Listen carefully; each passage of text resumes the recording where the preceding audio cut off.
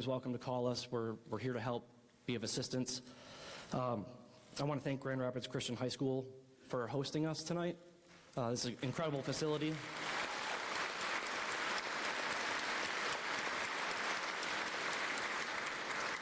So I don't have to tell you this because we're from West Michigan, but let's be respectful of the facility that we're in and make sure we're good guests to the host. I'll turn it over to Rep. Amash, who will give you an update, and then we'll open it up to Q&A.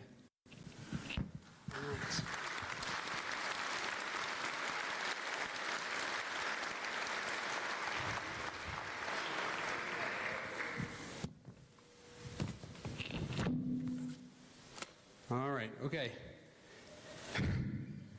Have you read any interesting tweets lately? All right. So,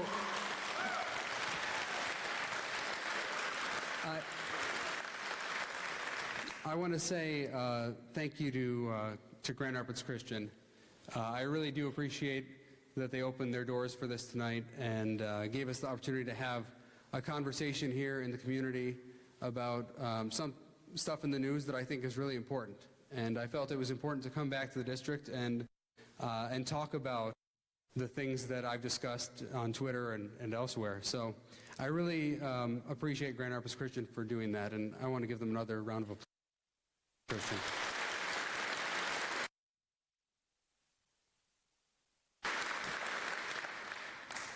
So on April 18, and I got a birthday present, not a good one.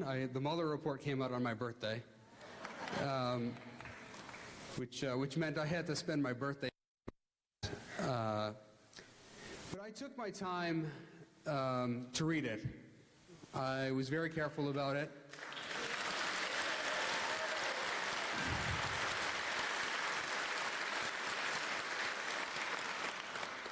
It was released right before the Easter holiday, so just before Good Friday and the Easter holiday. And I'm Orthodox Christian, actually, so our Easter was the next week, so I had a whole nother week of Holy Week. So I took my time to read it thoughtfully and come to the conclusion that would be based on the facts, not based on political affiliation.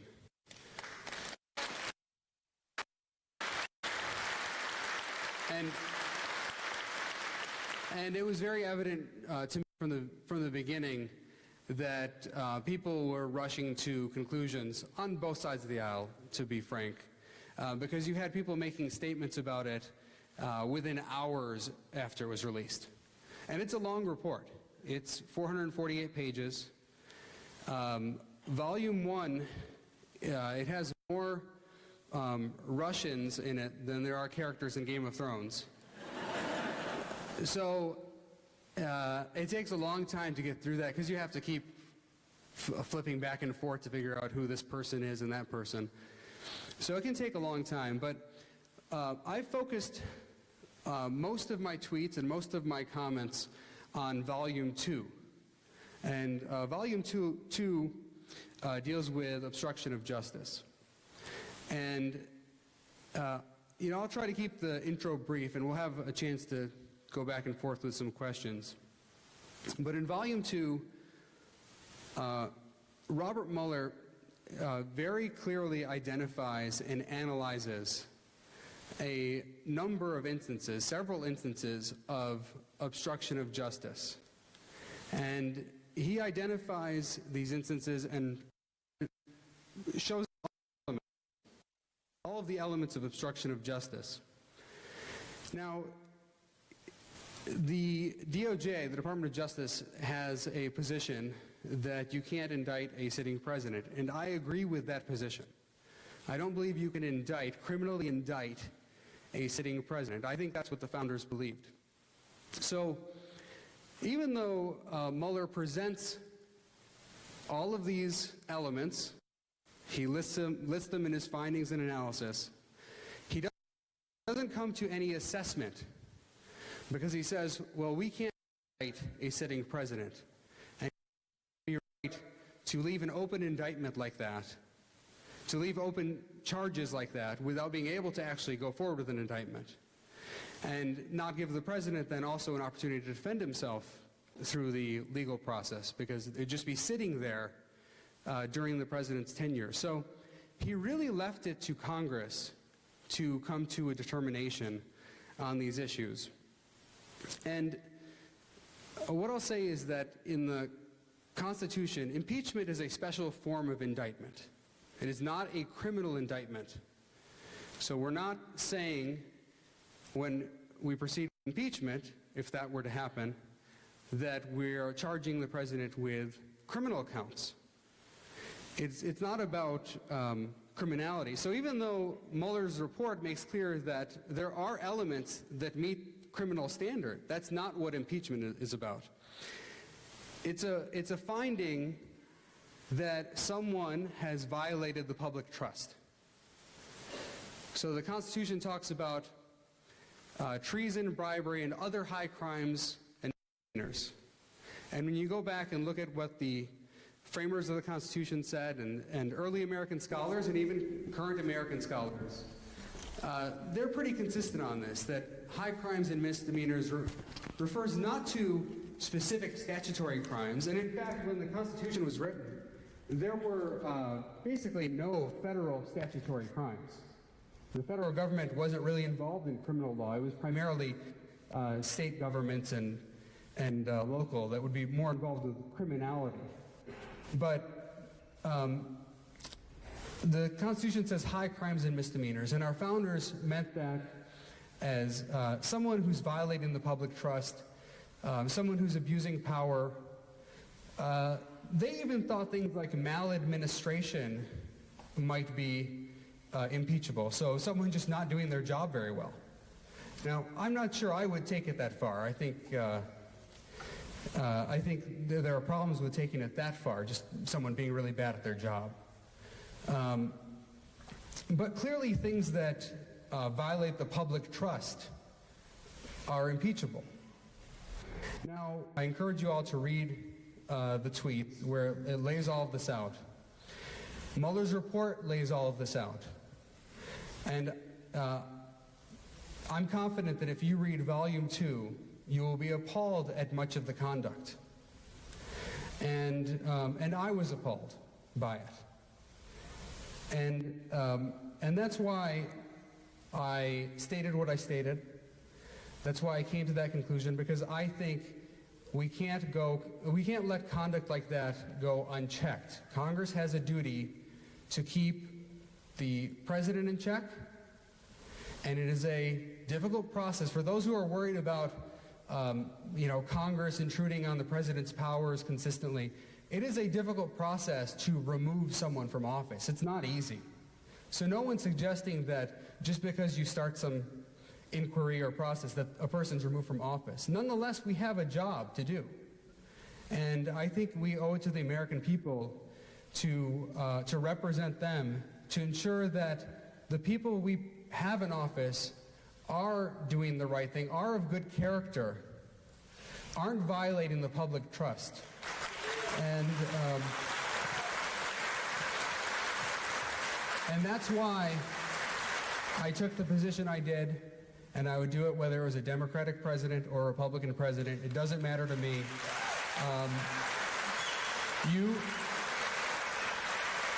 You elected me to represent all of you. I'm not here to represent just one party. I'm here to represent everyone in the district, whether you voted for me or didn't vote for me.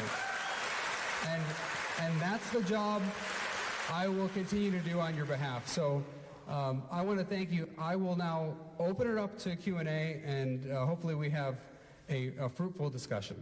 So thank you so much. So we're going to have to try to figure out how to handle the questions, but let's go. Okay, we'll go here. We'll make it easy. We'll go right up front at first.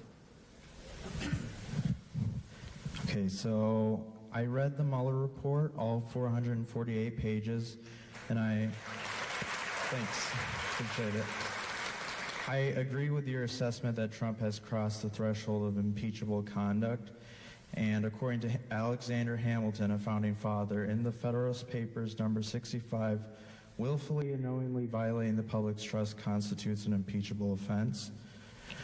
My question is, in light of the Mueller's report's findings, do you support retaliatory tariffs against Russia to send a signal to them that the U.S. will never tolerate such a nefarious act of interference in our elections again? So if the question's about tariffs, the answer is no. I don't support tariffs. So now, there are other ways to address the issue, and there may be certain types of targeted sanctions that might be in place, but broad sanctions or tariffs, I think, are not good proposals. So those aren't the kinds of things I would support. Yes, we'll try to get a mic to you. Thank you first for coming and talking to us, representatives. My question is, are you doing anything to help those children who've been separated from their parents at the southern border to get reunited with their family? That's a good question. So that's an important issue, and we have worked on legislation, which we haven't introduced, but we are drafting legislation and looking at different proposals. I think that, and we all know that our immigration system is really messed up right now.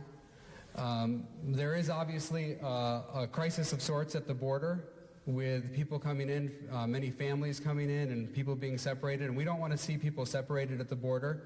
We don't have enough resources down there. And I think there's been way too much focus on just the wall.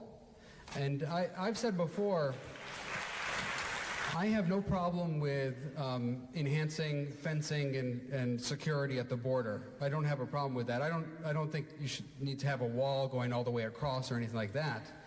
But there are certainly areas where you can improve the border security. But just as important, if not more important, is that we have a better way to process people who are arriving, because there are many people who are seeking asylum, and not all of them are truly seeking asylum. Some of them may be pretending to seek asylum. They're coming here for other purposes.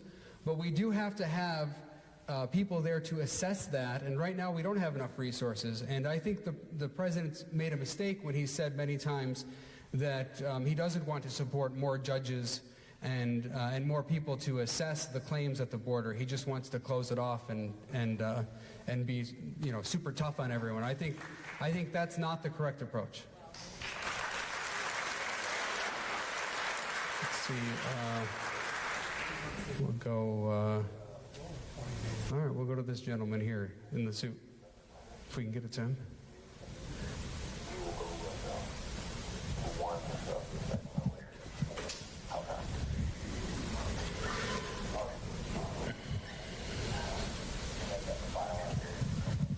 First, I wanted to say a comment, and then I got a question.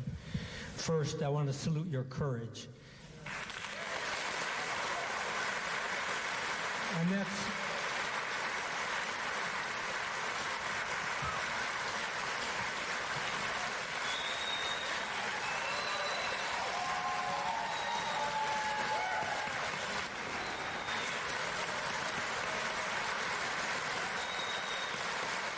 Thank you. Thanks. And that's coming from 50 years ago today, me and 6 other comrades were blown up in Vietnam and one was killed. 50 years ago today. Very sorry. Thank you for your service. Now my question. Thank you. My question. Is there anything in the Constitution, or can we amend it, where the electorate gets a mulligan?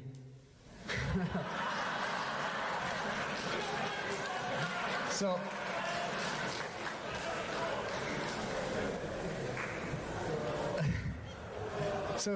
no, I don't know if that's a serious question. We don't get a mulligan. We get to vote every 4 years for president, and we make a decision about who we want for president.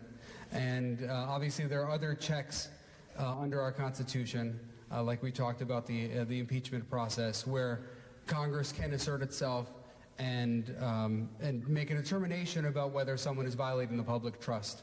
But really, in almost all cases, this should be left to the political process. And I think that those powers should be left to extraordinary circumstances. Yeah, let's see if we can. Yeah, I can't. Yeah, we'll go to that woman in the black. Yes? Yep. We'll get a mic to you.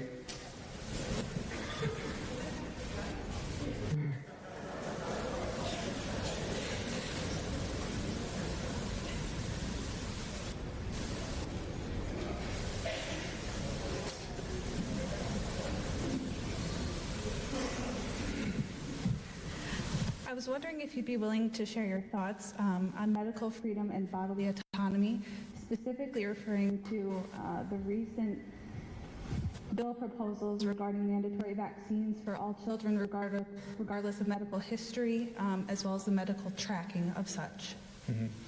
So I don't know that I'm familiar with the specific item you're talking about, but I think that any mandates like that should not be done at the federal level.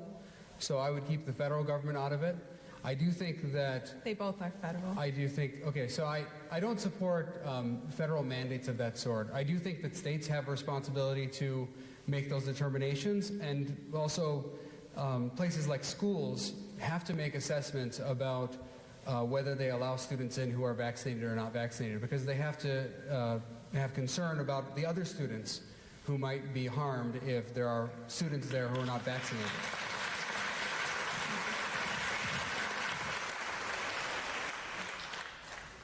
So we will, okay, we'll go up here. Sorry, Matt. I can see more easily over here.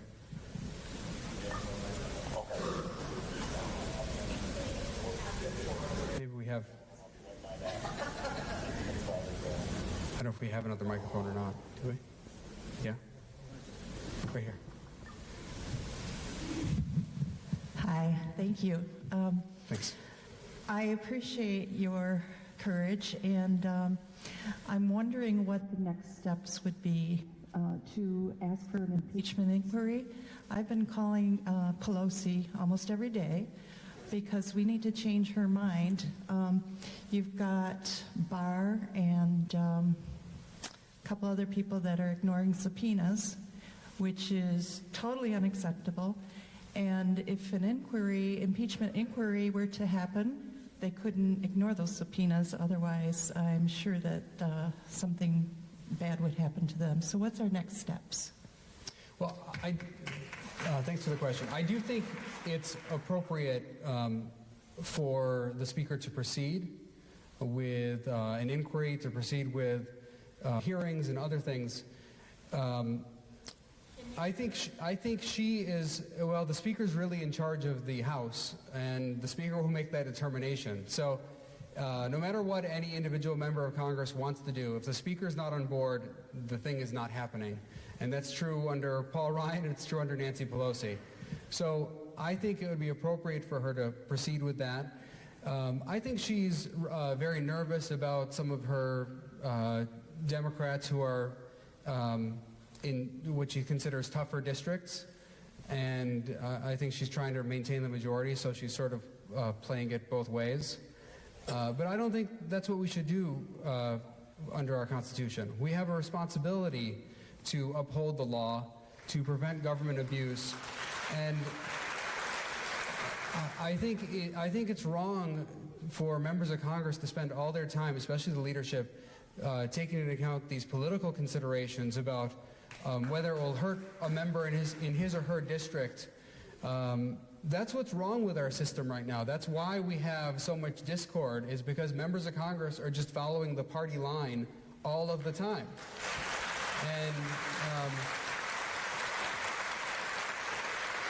And we need to not have leadership just protecting each of the members, making sure that they don't take any risky votes or tough votes.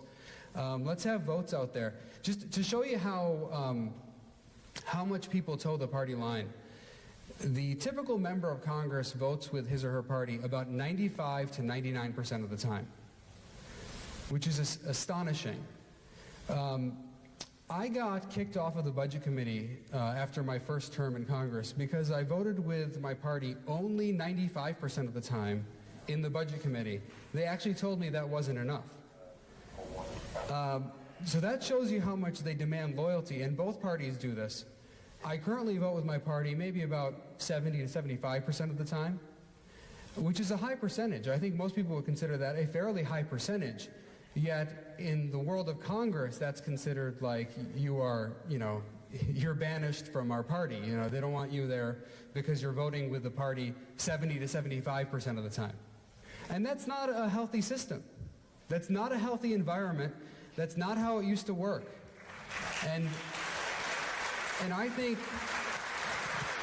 we really need to address that. And it really comes down to our leadership, whether it's Republican leadership or Democratic leadership.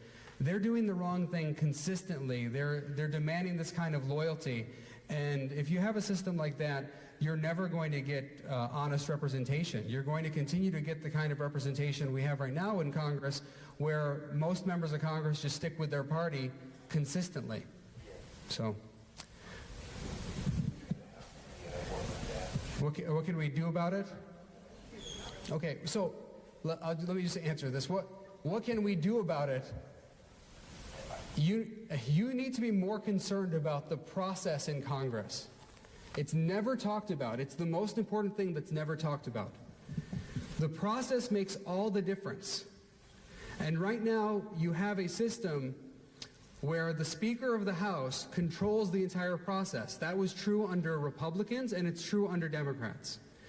Under Paul Ryan, for example, we had, for the first time in Congress's history, an entire term where we weren't allowed to amend any legislation on the House floor. So for those of you who say things like, Justin, can you offer some amendments to make this change or that change? No amendments were allowed the entire Congress. And so far, under Speaker Pelosi, the same thing is happening. No amendments have been allowed on the House floor. Things are brought up under what's called a closed rule or a structured rule. Closed rule means no amendments at all. Structured rule means you can offer amendments not on the House floor. You have to send them to a committee called the Rules Committee. So you submit those amendments, and then the Speaker of the House decides whether to allow those amendments to be voted on. And the Speaker of the House will not allow your amendment to be voted on if it has a chance of passing and does anything. So the only amendments that will get a vote are the ones that have no chance of passing. The Speaker thinks they don't really have any shot. Nobody's going to support this one. Or amendments that don't do anything. So an amendment that's just a messaging amendment. Those will get a vote on the House floor. The Speaker will say, yeah, send it to the Rules Committee, bring it to the floor. But for us to be able to offer an amendment on the House floor, that can't be done. Now, the House doesn't normally work this way. At the beginning of each term, we adopt something called the Rules of the House, the Rules Package.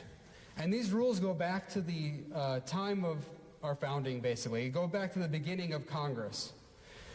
And each year, they get, every 2 years, they get readopted and they get amended a little bit. And the rules are actually pretty open. In other words, they give individual members of Congress a lot of power. But every single week since I've been there, every single week, we have waived or suspended the rules. So we have never followed the rules of the House of Representatives. It has never happened at any time I've been there. Now, you might ask, why do members of Congress waive or suspend the rules? Because we have to vote on that to waive them or suspend them. Because the members of Congress are told, if you don't do it, you will get kicked off your committees, you won't get chairmanship. If you have a campaign, we won't support you, and we might actually fund one of your opponents. So every single week, members of the majority, whether it's the Republican majority under Paul Ryan or the Democratic majority under Nancy Pelosi, every single week, the members of the majority vote to violate the rules of the House, to say the rules of the House will not be followed every single week. And when you think about it, it's obvious why that happens. The speaker has so much control. It's like a never-ending cycle, right? The speaker has so much power, and because she or he has so much power, it creates more power. The speaker can raise more money than all the members of Congress in that party combined.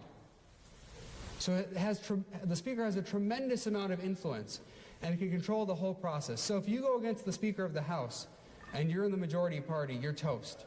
And that's why people don't do it, and that's why we keep going through this cycle. And until people at home understand that and start caring about that, things will not change. Instead, what ends up happening, because we get so fixated on the particular outcomes of the week, the particular substance, everyone on social media complains about the particular issue at hand, and they don't think at all about the process and how we're producing legislation or not producing legislation. And if we focus more on the process, we could actually resolve these issues. You need the House to be a deliberative body where everyone participates and everyone has a chance to offer their amendments, to offer their ideas. And if you do that, I promise you, people will be less partisan, it'll be more open, you will have better outcomes for the American people. So, yeah, we'll go to that gentleman, yeah. We'll try to get a mic to you.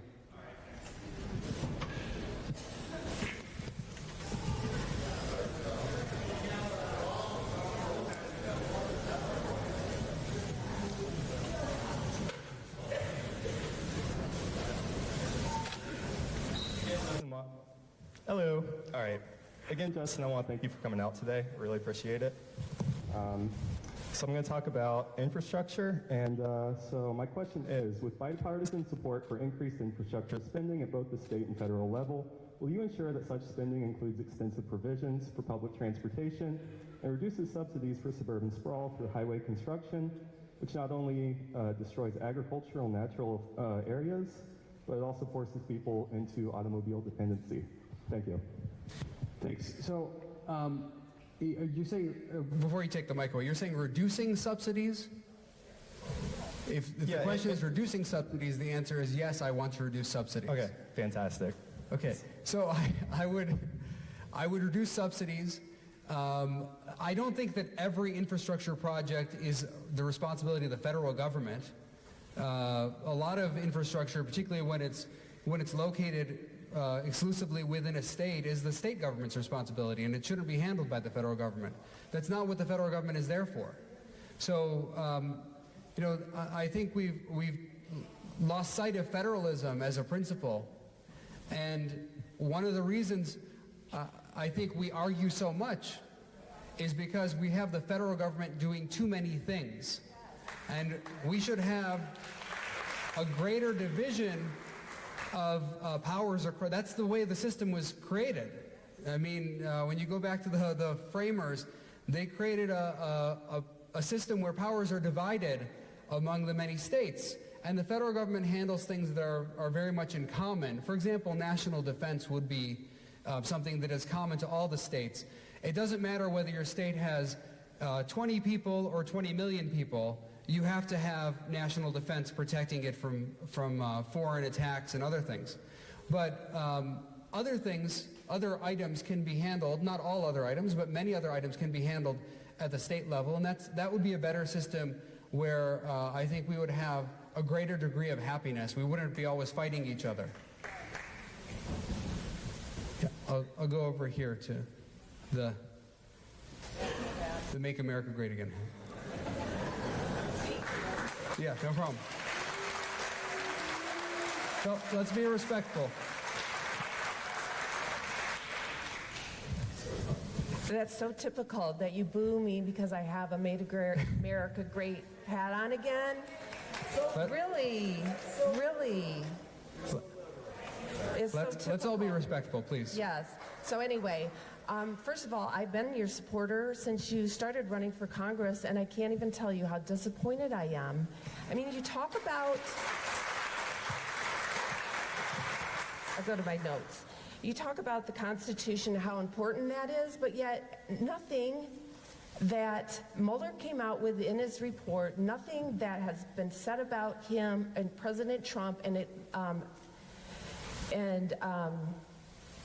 is constitutional, and it's been a smear attack, because that's how the Democrats work. If nobody will go along with what they say, or a person doesn't go along with what they say, that person is attacked and destroyed personally. And the facts are never involved, because goodness, don't confuse the issue with facts. But going back to the Constitution, I don't see where, and it seems like there's more supporters for you here than Trump supporters, and that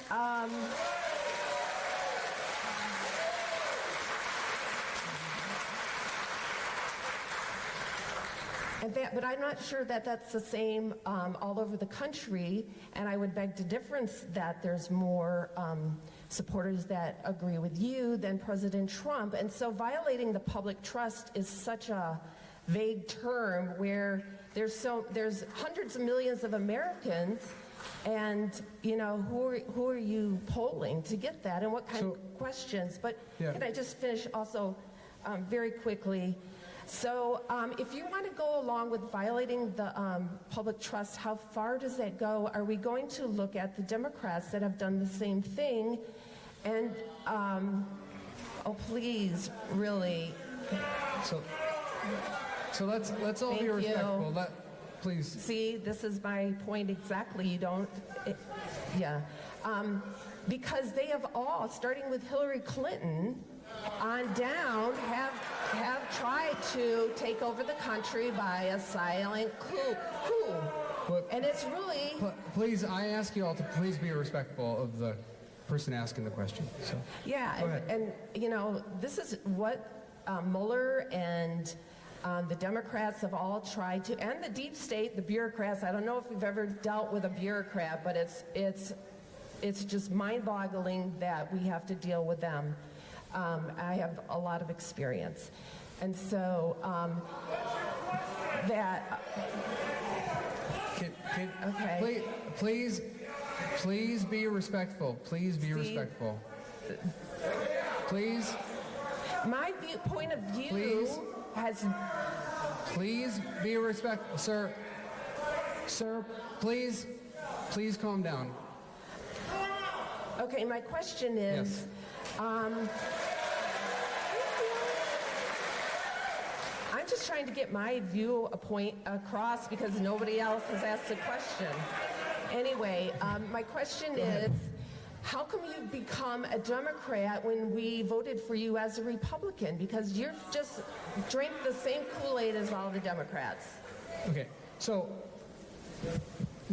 let's keep the mic there, because I might have some follow-up I want to ask. But first, I have one of the most constitutionally conservative and fiscally conservative voting records in the whole Congress. And in fact, I have voted to spend less than any member of Congress in either chamber since I've been in Congress. So I voted for less spending. When I got elected as part of the Tea Party movement, people cared about limited government. They cared about fiscal conservatism, making sure that our government wasn't spending too much. Under the current administration, spending is skyrocketing. So spending has gone way up. And Republicans, unfortunately, haven't said that much about it. And I've continued to vote to reduce spending at the federal level. I talked earlier about how I think we do too many things at the federal level. If you look at my scorecards from conservative groups, I'm at the top of like nearly all the scorecards. So you're not going to find me, I'm not like even a middle of the road Republican when it comes to these scorecards. I'm at the top or near the top of every scorecard. So I haven't changed. I'm who I said I was. I'm a principled constitutional conservative who has stayed consistent regardless of whether we have President Obama in office or President Trump. Now, I heard your comments about the Mueller report, but you haven't stated any facts. What are the facts you're disputing? I tweeted about 70 times over a course of 4 threads, and I have yet to see anyone really refute the points that I make in the threads. So what are the specific points you'd like to refute? I'd be happy to hear. Please be respectful. I think this is important. The whole Mueller report was based, even before the investigation started, was based on a lie. I would ask you all to please be respectful so we can hear the question. It was all based on a lie to begin with, because everything that we're finding out now about the Russians, he never met the Russians, he never colluded with them. That was Hillary Clinton. The Steele dossier was a whole made-up lie. And all the people that were indicted and put in jail by Mueller and his minions the only thing they did was sit in FBI interrogation for hours on end, for many, many days, and by that time you're tired, and so maybe you get your words twisted, and then they get accused of being a perjurer, and that's just... And so then can I ask, is it your position that the entire Russia investigation is fraudulent, the entire thing? I do, the whole thing. The entire thing, and Mueller... Even though there's no evidence that the entire thing is based on the things you're saying, like the Steele dossier and other, there's no evidence that the entire investigation is based on those things. Because Mueller didn't want to come out with anything. He was just giving, because he never said that President Trump had committed a crime, because President Trump didn't. And you can't have obstruction of justice if there's no crime committed. That's not true. Yes, it is. No, yes, it's not true. Okay, well, I don't want to... Okay, it's not true. But this is important because, I think you hear that stuff on social media, or you might be told that stuff in certain outlets. Excuse me, I can think for myself. I don't go on social media to give my facts. It is just not legally true that you can't obstruct justice when there's no underlying crime. How can you obstruct justice when there's no crime to begin with? It's very easy to explain. The reason someone may not charge an underlying crime is because justice was obstructed. So, for example, you might have a situation where someone obstructs justice and therefore evidence is destroyed or prevented from getting to the prosecutor, so the underlying crime then cannot be charged. There was no evidence. That would be a situation, for example, where you can't charge the underlying crime, but there was certainly obstruction of justice. In fact, obstruction of justice is more relevant when there's not the underlying crime, because that's when it would come into play. It would come into play most when you don't have the underlying crime, because the obstruction is to prevent the charging of the underlying crime. Okay, there was no crime because it was all based on a lie made up by the Democrats who didn't like the fact that Hillary Clinton lost and President Trump won. And also the deep state and the Republicans hated him too. They did, and it's ridiculous because Trump is all for limited government. But, please be respectful, please. President Trump is all for limited government, just like you said, because the federal government can't do things. President Trump is not all for limited government. No, well, that's just not true. That's not true at all. Okay, you know what? I can't debate you on that because I haven't researched that. However, he wants to get rid of the Department of Education. Okay, he's free to do so. Okay, you know what? Really? He's free to do so. He's the president. He could make a move to do so. Okay. All right. We'll just move on, yeah, because this is not going anywhere. Okay.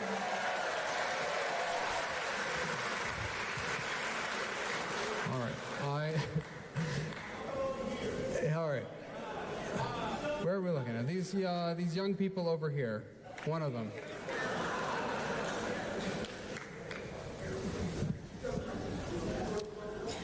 I don't know. You're all young. I don't. You're young too. Go ahead. Go ahead. Then I'll go. Go ahead. You're kind of cutting, but yes. Okay. The reason why I came here today, I listened to your commercial, in the newscast. My name is Larry Donnell Jones. I'm a former Michigan Department of Corrections correctional officer. I worked in Jackson for 5 years. Prior to being wrongfully convicted myself and being falsely put in prison on the charge she just got done talking about, obstructing justice, Judge Cosby was the judge. At the time, I went to federal court, established I didn't do the crime. Former federal district judge Doug W. Hill found prejudice for me on December 16, 1991. I went back to the magistrate, Timothy P. Greeley. He, under ineffective counsel, he didn't body slam me on first prong. My thing is this: if they put me in prison for 30 to 50 years on the words, "I'm Larry Jones," with no other evidence, nothing at all, just put in prison for that. And then they turn around and they're doing this investigation on Trump on obstruction of justice. You just told her that there's, without an underlying crime, that you can't be charged with obstruction of justice. Yes, you can. I'm living proof of it. I did 33 years as a result of that on my name and no other evidence. So that's incorrect. So that Mueller report that Mueller put out, they say that there's no underlying crime. Now they're investigating for it, but but you can't be put in prison where there's no underlying crime because I'm living proof of it. Yeah, I agree with you on that point. And so that when you talk about that they need to change the criminal justice and change the reform criminal justice. Criminal justice reform start with the police, prosecutors, and judges. If they corrupt, then it don't make no difference what you do in the criminal justice part. Yeah, I don't disagree with you on that. So my thing is this: when you told her that there can't be a charge of obstruction of justice. No, I said there can be a charge of obstruction of justice without an underlying crime. Right, because that's what they doing to me right now. And like I said, they just admitted it in with no evidence. They sent me to prison. Yeah. So I can't speak to your case because I don't know your situation. It's people versus Larry Donnell Jones in Muskegon County in front of Judge Timothy G. Hicks. Case number 85-26846 FH. All you gotta do is go look at it. The file is there. We got it. I'm gonna take you up on something because I will be in Washington D.C. within the next 2 weeks, lobbying the congressmen because the reason why they won't, although Hicks found my newly discovered evidence credible and true, he would not vacate my conviction to keep me from being paid for the illegal 33 years I spent in prison. So I'm gonna take you up there and I'm gonna see you in Washington when y'all return. Okay, sounds good. Gotcha. Remember my name, Larry Darnell Jones. Got it. All right. So I'm first of all, I'm a big supporter of criminal justice reform. I do think that our justice system is unfair in many ways, and it is particularly unfair to people who don't have power, who are not the President of the United States, not people who have great lawyers, So I'm very concerned about that, and I'll definitely look into that. Okay, but you got that? You got my case number? Oh, I'm sure we got it. It's on camera. Okay. Everyone in the world's got it now. Thank you. Everyone's going to be reading this case. Okay, so we have a comment and a question. So our comment first is that we want to thank you and our AP government teacher, Mr. Kotz, for teaching us how to think critically rather than emotionally. Thank you.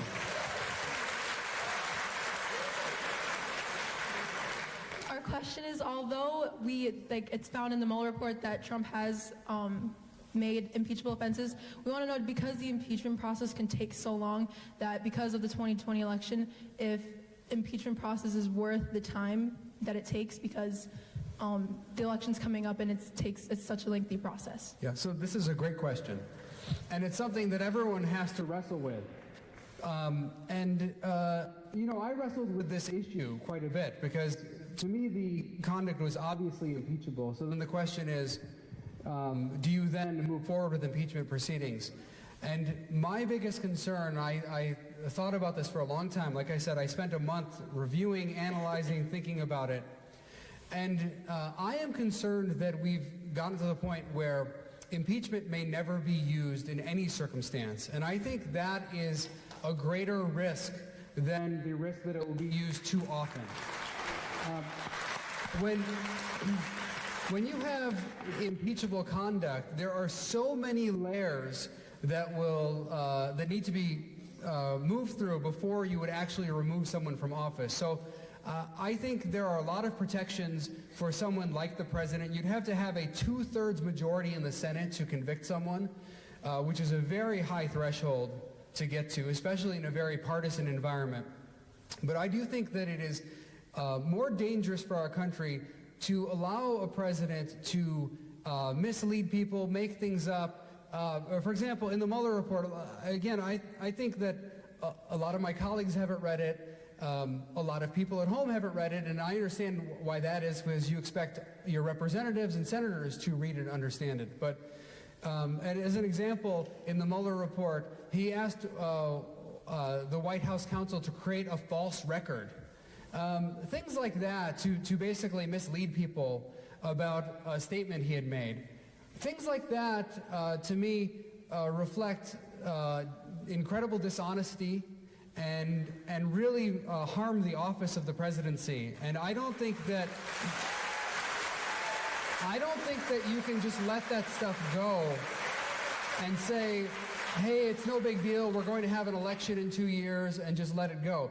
I think you have to have proceedings to deter this kind of conduct, even if ultimately the person is not convicted. And Bill Clinton's an example of this again, where he was impeached, and we could debate that one, all night too. Well, he was impeached, but he was not convicted in the Senate. So, there are a lot of protections here for a president. But we should expect the president to uphold the law, to have the highest standard, more than anyone else.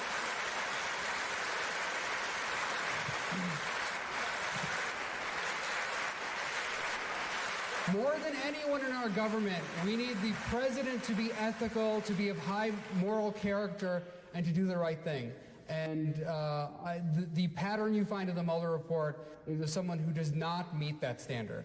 Thank you. Thank you. Yeah. Go ahead. I just want to applaud your courage again. As a retired educator, a parent, a grandparent, someone who's taught in Sunday schools, I don't know how we tell our children not to lie, that it's wrong to lie, when it's evident throughout the highest levels of government. I don't know how we teach children not to bully on the playground when bullying comments are constantly coming out in the media. These are the kinds of things that, though I don't agree with many of your stands, I applaud your courage and your morality that seems to be lacking throughout our entire congressional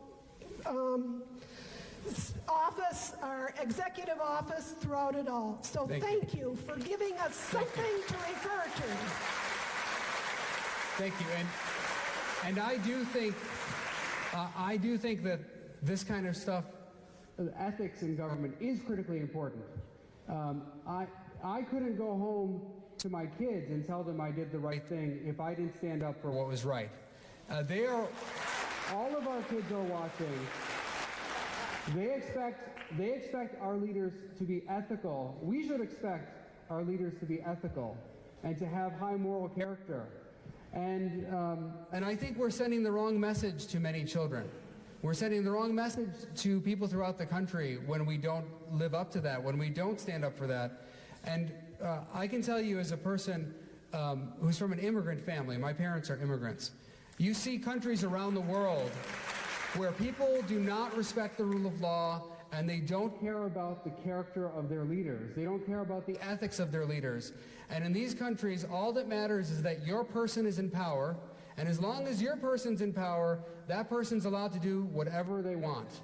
And the good news is Americans aren't like that. We do still in this country believe in ethics, in character, and we want our leaders to represent all the people and not bully people, not fight for only one segment of the population. We need people who are going to represent the whole country, every single person, even people who they don't agree with. And I think that's what we need to have in office. I'll go to this one.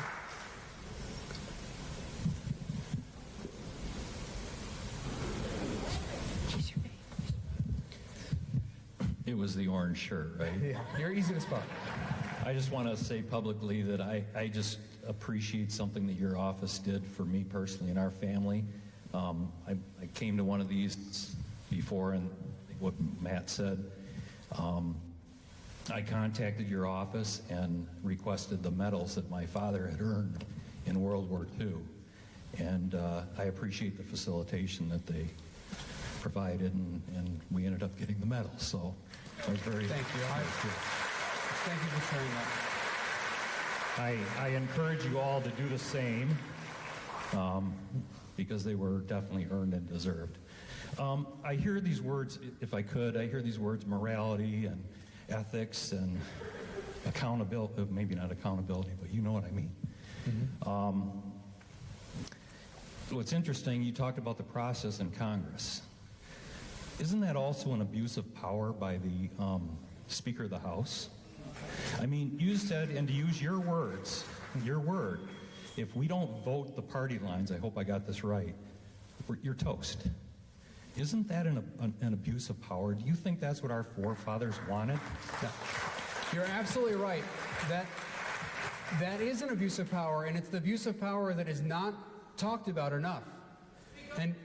And I have spoken out against it many times, and I spoke out against it when the Republicans had the leadership. So when there was a Republican speaker, I spoke out against it, and I'll speak out against it when Nancy Pelosi is speaker. It is not right for our congressional leaders to control it top down, to bribe members of Congress, basically tell them, you will get this or that if you stick with the team. You saw what happened to me from our so-called leader, Kevin McCarthy. I read the Mueller report. I'm sure he did not read it. I stated what it actually says, and he just resorted to ad hominem attacks and other various attacks that have nothing to do with the Mueller report. This is the kind of leadership, in quotes, that we now have in Congress. And the idea behind what they were doing was they want to intimidate and scare other members of Congress. They don't want other Republicans, and similarly, the Democrats will do the same thing. Nancy Pelosi will do the same thing to her people. They don't want people speaking out against the party line ever. If you speak out against the party line, they are coming after you. Oh, sure, they'll give you a little bit of leeway here and there if you don't make too much noise about it. But if you take any big position against what the leaders of your party want, then they are coming after you and they will make an example of you. And that is the biggest abuse of power right now happening in our government that needs to be addressed, because if you wonder why the president, the executive, has so much power, whether it was Barack Obama or Donald Trump or any other executive, why they have so much power, it's because Congress is incompetent, Congress is impotent, they don't do their job. Congress says to the president,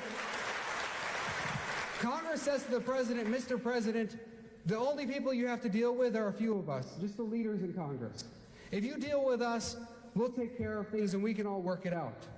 Imagine if Congress were a deliberative body where every member of Congress had a say, where we all voted and we voted according to our minds and according to representation for our district. If we all went to Congress and did that and upheld the Constitution, then when leaders took a proposal to the president and said, this is what we passed out of our chamber or passed out of both chambers, the president couldn't just say to the leaders, could you change this or could you change that, or I want this or that. Because the leaders in Congress would say, Mr. President, I know you want this or that thing, but I have to take it back to the whole body, and we're going to have a whole nother debate, and people will be allowed to amend your proposal. It's a deliberative process, and we're going to discover the outcome, and then you can decide whether to sign it or not. But right now, under our current system, the president only has to work with a few people. All he has to do is work it out with a few people, and he gets his way. He has a lot more leverage than he does if he has to work with an entire deliberative body. And this is a huge problem that I'm asking all of you to pay attention to. Nobody talks about it. Nobody cares about it. It's not talked about on TV. You won't see it on Fox News or CNN or MSNBC. You won't see it in the blogs. But it is the biggest problem we face, and all of the other problems stem from that. If you're worried about President Trump, President Trump is just a symptom of this problem. And you need to address this problem, and it's on you to make sure that you send members of Congress who are going to uphold the system, who are going to ensure that there's a deliberative process, who aren't just going to be cowed by their own party and do whatever the party wants. Yeah, this young man. I'll go to this young man, yeah. There have been some... Do you want the mic or you want to... Maybe behind you can't hear you if you, yeah.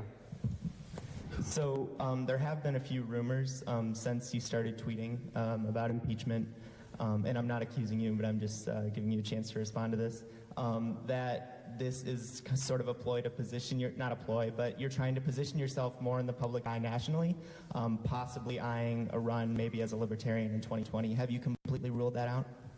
Yeah, no, I've said many times I don't rule things like that out. And I haven't ruled out running for governor or senate or state house or any other position like that, except state. But no, if I were trying to roll out something like that, this is not how I would do it. There are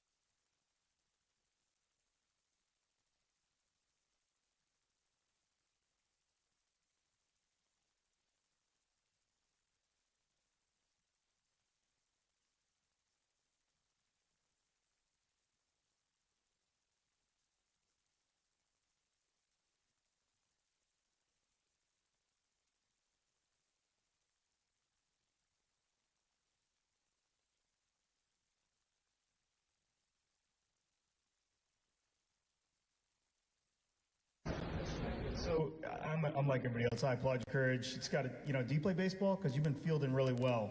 I don't. I don't play baseball. I'm sorry. Okay, well, I'm impressed. I didn't know what to expect, but I'm impressed.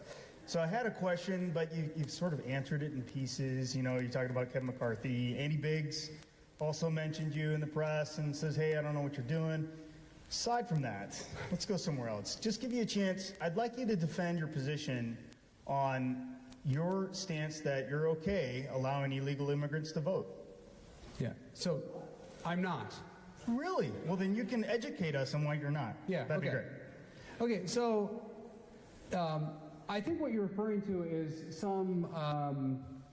I think it was like maybe a motion to recommit or something that was in Congress, and the motion attempted to emphasize the point that anyone who is not a citizen who is voting in any jurisdiction in the country, that is a bad thing. That's what the motion tried to suggest. But actually, that's not how our system of government works. That is not what our Constitution says, and that's not how our framers designed our system. And in fact, in states throughout the country, you've had people who are non-citizens voting since the time of our founding. That is something that the states decide and local jurisdictions decide. So at the federal level, yes, we absolutely do have a requirement that you have to be a citizen to vote in a federal election. And I fully support that, 100%. And I even support requiring citizenship in state elections. But there may be situations where you have some local election and you have residents, non-citizens but residents who are voting, and they send their kids to the school or something like that. And it's just related to like a school board election. Well, that should be up to the local jurisdiction. That shouldn't be up to the federal government. And to think that the federal government should decide that actually goes against our constitutional system. It goes against our constitutional structure. So I can't support something like that because that defies the way our system was designed. So our system was designed to allow states to make those decisions. And in fact, the current law is that states and local jurisdictions make those determinations, not the federal government. That is the law, and that's our Constitution. So if people don't like that aspect of the Constitution, then you have to amend the Constitution. But that's the way our system works, and I think that it has its positives to it. Yep. I don't know, what has he got in his hand?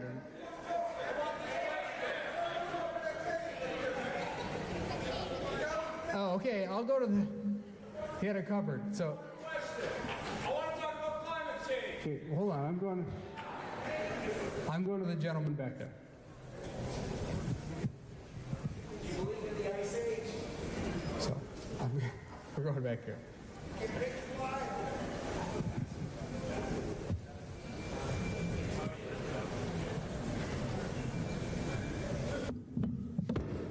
Oh, sorry about that.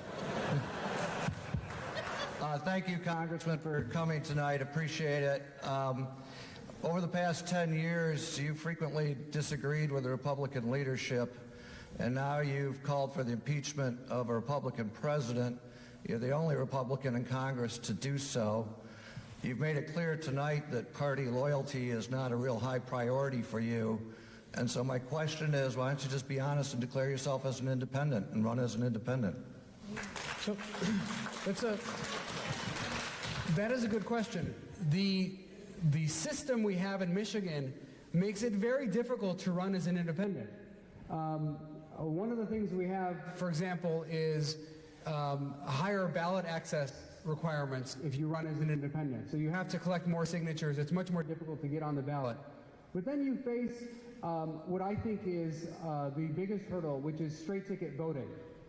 And as much as straight ticket voting is often talked about, I think particularly by Democrats, as something that is a positive and is helpful to people so that we don't have long lines, et cetera, I think it's largely something that both party establishments really like because it prevents alternative choices from appearing on the ballot and winning. If you have straight ticket voting, what ends up happening is the people at the top of the ticket, the parties listed at the top of the ticket, get a whole bunch of votes. So maybe 50, 60% of the people just vote straight ticket and then they get out of there. So if you are an independent on some other part of the ballot, they don't even see you. They don't even get to that choice. And I think that makes it very difficult. And in fact, only a few states have straight ticket voting. Michigan's one of them. And I would suspect if someone studied it, and I hope someone will study it if they're listening to this, that Michigan and other states like Michigan have way fewer independent candidates and third-party candidates even who are elected to higher office because of straight-ticket voting. Now, for those who are concerned about straight-ticket voting, they say, well, you know, we don't want to make lines too long, etc. What I would say is there are alternatives that allow you to avoid straight-ticket voting. You can have more polling places. You can have places open for longer periods of time. You could have voting over a longer period of time. So there are other things to address those issues. There are other ways to address those issues without straight-ticket voting. So straight-ticket voting, also think about straight-ticket voting this way. If you want to vote straight-ticket, that means it's actually not that difficult for you to vote the whole thing, because how hard is it to go pick all the Republicans or all the Democrats? That's actually quite easy. The people who take a long time voting are the people who go back and forth. The people who all pick one party, you just go pick the party. Maybe it takes you like a few seconds longer than straight-ticket voting, but it's not that much of a difference. So, so I would say we have to get rid of straight-ticket voting in this state, and then you'd open it up to alternative choices. Yeah, I'll go right here. We can get you the microphone if you want.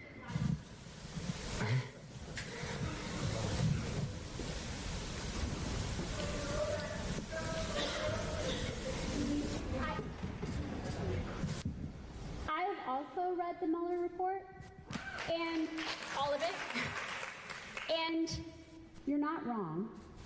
But my question is, and I think we need a chart for the Russians. I mean, I couldn't, it's crazy. There's a glossary. Yeah, there is, yeah. And I went through it, but you need like I guess it's the teacher in me, we need a visual diagram to keep them straight. It's been confirmed, whether you support impeachment or don't, that the Russians were involved in our last election. So the question is, what are we going to do about it so they're not the next time? Yeah, so that's a good question. And that's going to require heightened security, heightened efforts by the executive branch. You know, it's going to require...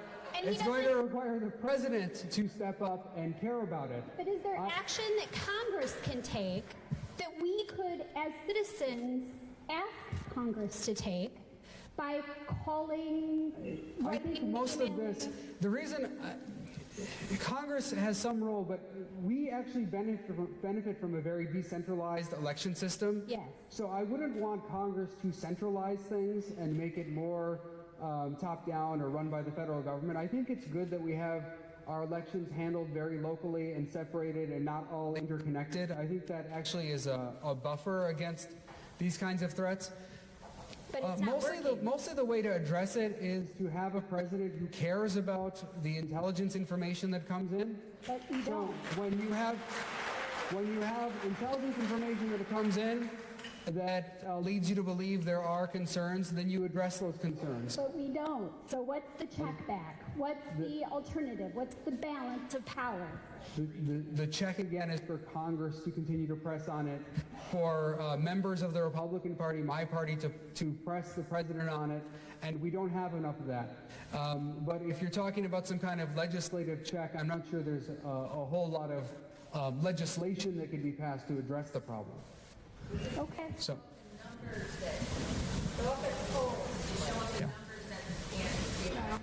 Yeah. Yeah, thanks. I hear you. Okay, I'll go to that gentleman. Yeah, I'll go to you and then you. That's fine. All right. Justin, you seem willing to fall on your sword to do what you believe is right. But if you take that too far, you don't get reelected. Are you concerned, especially with what's going on with the impeachment talks, that you might not get reelected and then we miss out on a principled representative? Yeah, thanks. This is a good question. And the answer is no, I am not concerned about it. And I can tell you why I'm not concerned about it, because my colleagues for 8 years that I've been in Congress have been telling me, Justin, if you do this thing or that thing, you'll get voted out. If you do this thing or that thing, you're in big trouble. And I've discovered over time that one of the big differences between me and them is that I believe in the people I represent. So it's not just that people believe in me, but I believe in the people I represent. And I believe the people are smart enough to figure out what's going on. I really believe that. And in this district, I heard someone mention running as a Republican on Trump's coattails or something. The president did much worse than I did in this district, okay? In fact, we've looked up the numbers. President Trump had the worst showing in Kent County of any Republican in the history of our county, and the worst showing in the city of Grand Rapids of any Republican in our city. So the president did not do well here. I did significantly better than he did, and in fact, in the prior election in 2018 and in 2016. I outperformed all of the Republicans in the district and across the state. So I'm not worried about it. I really do believe in people. I think they can tell the difference, and so it doesn't concern me. And in any case, you should always do what's right. I don't think you should compromise your principles and your values to stay in power, because that's what people do time and again. They compromise themselves, and then what are they even there for? They claim to come to Congress to uphold some principles, and they don't even have any principles anymore. And it's often gradual. Like I've seen it with my colleagues so many times. Oh, I just won't be principled on this one. And then, oh, how about this one too? And then another one. And then a year later, they're like a zombie. You know, they don't have any principles at all. It's just follow the leader.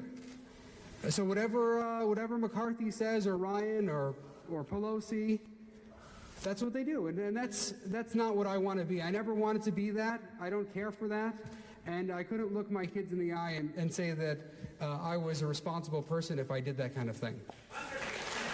I'm going to go to this gentleman here. Yeah, the glasses.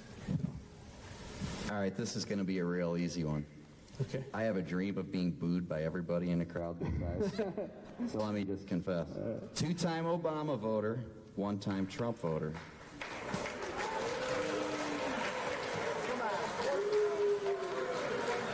All right, all politics aside, I'm 50 years into this, and I've heard so much from both parties that I'm just exhausted by it, and I don't believe any of it anymore. It's all hot air. So let me ask a business question instead. Is it true that you've got a factory and you make tools somewhere? Yeah, this is a great question. The answer is no, I do not have a factory. You hear these like ridiculous stories. I do not have a factory in China. I own part of our family's business here in Michigan, so it's in Wyoming. I was going to ask you if maybe you wanted to move to your district, but it sounds like you're already set. So I'm a part shareholder in our family business. Our family business does less than 10% of its products from China. So it doesn't manufacture, but it does purchase products from different places, but less than 10% is China. My brothers do own a trading company that does business in China. I don't own it.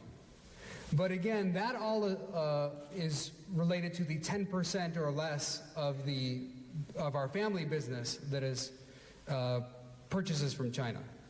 The rest of the purchases are United States or primarily Taiwan, frankly. So actually, people have brought up this tariff issue. And the tariffs actually marginally help our business. Because our business does so little with China compared to other hand tool companies, we actually marginally benefit from the tariffs. So my opposition to the tariffs is actually against my interest.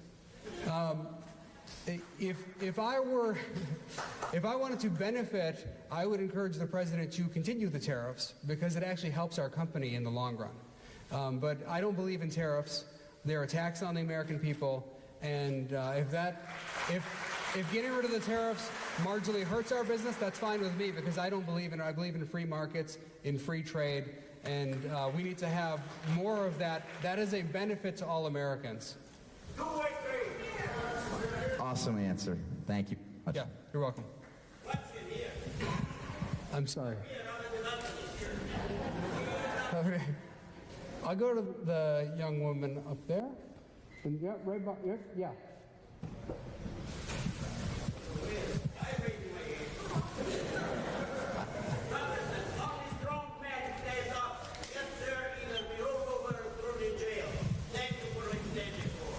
Thank you. Hi. I'm going to admit that I assumed that this was going to be more Republicans than Democrats when I came here. So I'm a little more nervous than I would have been otherwise. But I would like to say that I think a lot of the people here that are cheering you and applauding your courage, most likely a lot of them didn't vote for you. I, on the other hand, have voted for you in every election since 2010. And in fact, I worked on your first campaign in 2010. I knocked on hundreds of doors for you. I made hundreds of cold calls for you, inviting people to your events to meet you. I made tons of personal phone calls to friends to vote you in when you were running against a bunch of other people, right? That was like your hardest election versus being an incumbent, in the last time you ran. So I was there for you from the very beginning. I'm not sure how many people applauding his courage were, but I would like to say since that time, I've changed my position on you. And you have spent the last 2 years failing to do your job, which is to directly represent the popular will of your constituents. That is your job. That's not my job. No, I double-checked online before I wrote that in my notes. So it is your job. It's on house.gov. You can read it yourself. My job is to uphold the Constitution. No, that's not what house.gov That is my says. job. That's not what... Those are not mutually exclusive. Do you realize that those are not mutually exclusive? They can be. Okay. That's why our system is designed the way it is. Not in the way that you've behaved. At first, okay, so you called for the nearly unprecedented step of impeachment. And at first you gave no reason. I read every single one of your tweets. And then when you were pressed, you finally gave a reason, and you came up with things like discussions of firings that never happened, rumors of recusal reversals that never happened, nobody reversed their recusal, and then made baseless claims about obstruction of justice, which I know you discussed it before, but you have to have corrupt intent. So you have to prove that Trump knew that he was guilty of a crime and knowingly tried to obstruct justice based on that, okay? You don't have that. You don't have proof of corrupt intent. You don't. That's not what the Mueller report says. You further know that impeachment would tear this country apart if it went through when he was removed from office. It would cause a political upheaval in this country people in this generation have never seen before, possible civil war. You rest safe in the knowledge that that will not happen, that he won't be removed from office. So you get to make the political grandstanding that raises your national profile. You are now a national household name. That's called political capital. And you are hoping to launch your star bigger and brighter than District 3. You just talked about how you did better in District 3 than Trump. Do you want to talk about how the last election you got the least amount of support that you ever have because you haven't supported the MAGA agenda? Now that's your right to do so, but it's your right to support whatever you want, but you also know that you have no future in this district because of that as a Republican. So you want to go bigger and brighter. And I have my final thing, my question is, why did you talk nothing about the FISA abuses? If you care about the Constitution so much, why didn't you say anything about the year-long violation of the Fourth Amendment rights of Trump and his entire transition team? Every phone call, every email, every personal conversation for a year was spied upon and recorded. And they had no knowledge. And you are laughing. You are laughing about a year-long spying on an entire team of people. Fourth Amendment's violated. And you didn't speak about it once. You didn't speak about the FISA abuses, which is currently under investigation. And you called AG Barr a liar without any proof. There was plenty of supporters on the other side. We finally got a voice on our side. First of all, about Attorney General Barr misrepresenting things deliberately, I put out a set of tweets today which make it very clear. It's not really refutable. Go ahead and find some way to refute the tweets. Mueller himself issued a letter to Barr saying you are misleading people. So that's not even refutable. I think most of the stuff you're saying on FISA is just an excuse. It's an excuse. People come up with this excuse about FISA. First of all, the FISA only relates to one part of the investigation. The rest of the investigation is not related to that FISA. You can't obstruct justice in the whole investigation because you think one part has a problem. That's not the way our system works.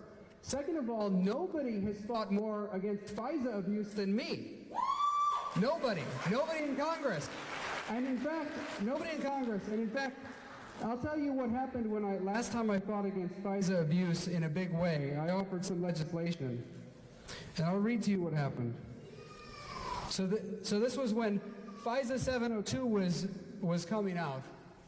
And it was up for reauthorization. And now FISA 702 is way worse than the FISA we're talking about. So this FISA that's being discussed right now, that actually requires probable cause and a warrant. FISA 702 allows the government to gather your information, all of your information, communications, without any warrant, without any probable cause. So FISA 702 is an extreme abuse of power, and the federal government has that power right now. And guess who signed it into law? President Trump.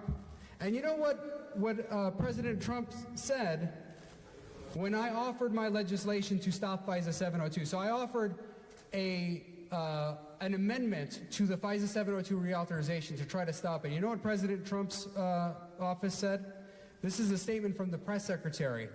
He issued a veto threat against my amendment to stop FISA abuse. He issued a veto threat. This is what came from the press secretary.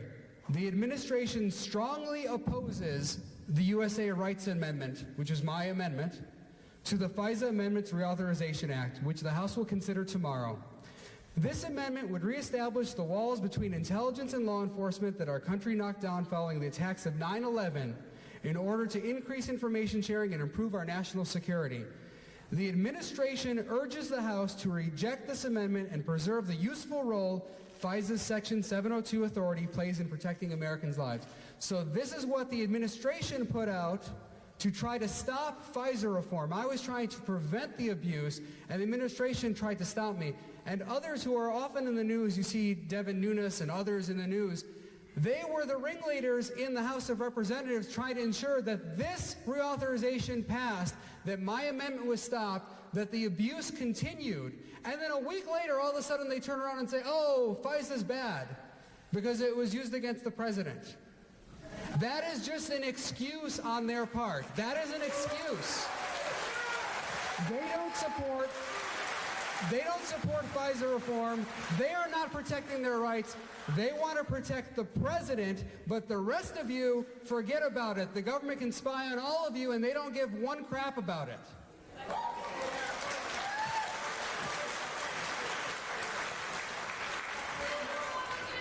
Yes. Thank you. Yeah, I'll go over here.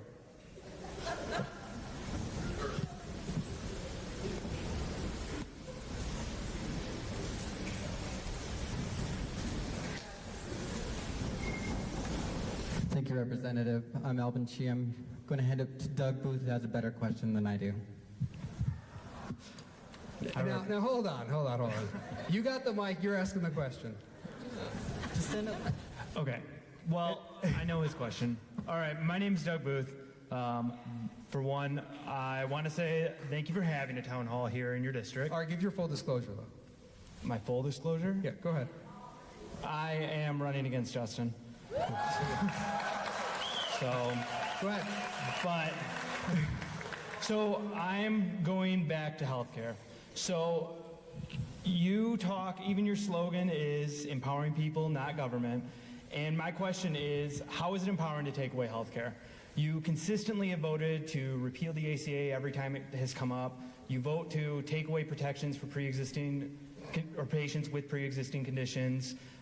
Just last week, you voted against the MORE Act, which would have increased health literacy, education. I'm just curious as to how you're actually going to help specifically patients with pre-existing conditions. I mean, it's estimated that roughly a quarter of all Americans have a pre-existing condition. So how is this empowering anyone? Okay. Thanks. It's a good question. So first, I think the ACA and Obamacare have serious problems. They're the same thing, but for those who don't like it called Obamacare or ACA, I'll phrase it that way. It has serious problems because what it was designed to do was to provide basically an insurance mandate. It's not health care, it's an insurance mandate. So it's designed to allow for insurance coverage for all people, and we think of that as a good thing. But what it's trying to do is take something that is not ordinarily insurable, which is a pre-existing condition, and throw it into an insurance system. And I think that's not the way to handle this. So for those with pre-existing conditions, it should be handled outside of the insurance marketplace, which means you might have a system where you provide some kind of benefits. It might be a Medicaid-style proposal, for example, to handle people with pre-existing conditions. And then you allow the marketplace to remain relatively free. Because the way Obamacare was set up, we harmed the entire marketplace. So now you have rates going up on people who don't have pre-existing conditions. So a large percentage of Americans, particularly those with young families, or older children in the household still, they have serious problems being able to afford health care. And Obamacare hasn't addressed that. It hasn't fixed it. So the way to handle it, again, is to have some kind of bifurcated system. You can cover pre-existing conditions, but it should not be handled through the normal insurance marketplace. If you handle it that way, you're just going to raise insurance rates and make things more expensive for everyone. So I don't support just tinkering with Obamacare. I think that's a mistake.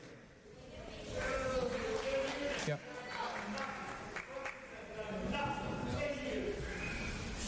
Yes, sir. Yeah, I'll go to you. Yep.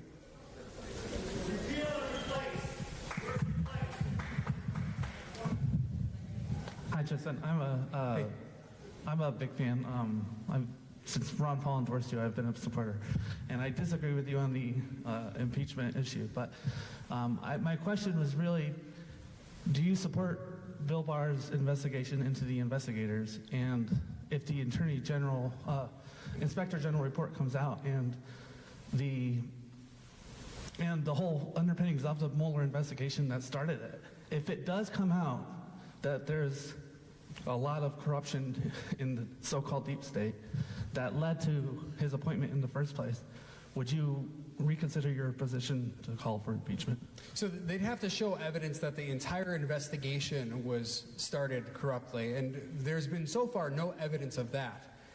People have made allegations about particular aspects of the investigation where there might be problems, and I don't make a judgment about that. There might be problems in some aspects of the investigation. That doesn't allow, I know you made your point about impeachment, but that doesn't allow the president to obstruct justice just because he thinks part of the investigation has some problems. He can't obstruct the whole investigation then based on that part. Similarly, like if you had someone say the police break into your house without a warrant, but they were already conducting conducting a broad investigation that was already existing. As part of it, they broke into your house without a warrant. That wouldn't mean that you can obstruct the rest of the investigation. But if it did turn out that there was. Yeah, so I'm open to all information that comes out, and I'd have no problem with investigating the FBI or others on these points. I think that whatever information is released, though, it should be released fairly and evenly. It shouldn't be selectively released to present just one side of it or one perspective. I think the most important thing is that when the Attorney General releases information, it's released in a way that really reflects the context and reflects the entire situation, so not withholding certain things. For example, I made the point, and please read my tweets that I sent out today, on the Mueller report. I think the Attorney General did deliberately try to withhold certain things intentionally vague to mislead people. Yes, I agree with that. But I guess the deeper concern is just that you talk about losing public trust, and I sense there's a lot of loss of public trust and concern about the deep state. And it seems like you're not as concerned with that as I think a lot of other people legitimately. Well, think about it like this. First, I brought up FISA. We talked about FISA. I was in charge of trying to stop FISA 702, while the administration and many of the people now talking about the alleged abuses were the ones who are championing FISA 702 and saying, yes, we need this. We have Section 215 coming up. This is the metadata issue. It's going to come up again this term. And let's see how the administration is on this and how other Republicans are on this issue and other Democrats.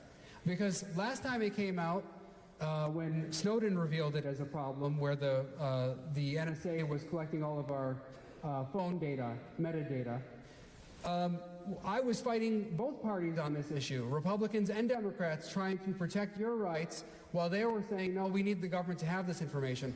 Well, that's coming back up for reauthorization, so let's see where everyone is on this. Have they changed their positions on it, or are they going to continue to support that kind of thing? Because you'll know where I'll be on it. I'm going to be fighting for your rights. I have actually legislation to end the program, to end the metadata bulk collection program that's out there right now, and I could get some co-sponsors on it. If people care about those kind of issues, other members of Congress should co-sponsor it. But yeah, I'm definitely open to looking at all the FISA stuff. Yeah. Let me go here.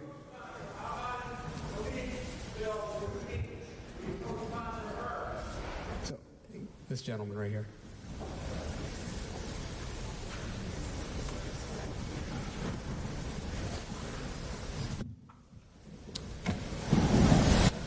My name is Ryan, and I'm from the Sunrise Movement Hub of Grand Rapids. Sunrise is a youth-led climate action organization attempting to make the next presidential election about the most fundamental, existential threat to humanity we have ever faced, and that is climate change.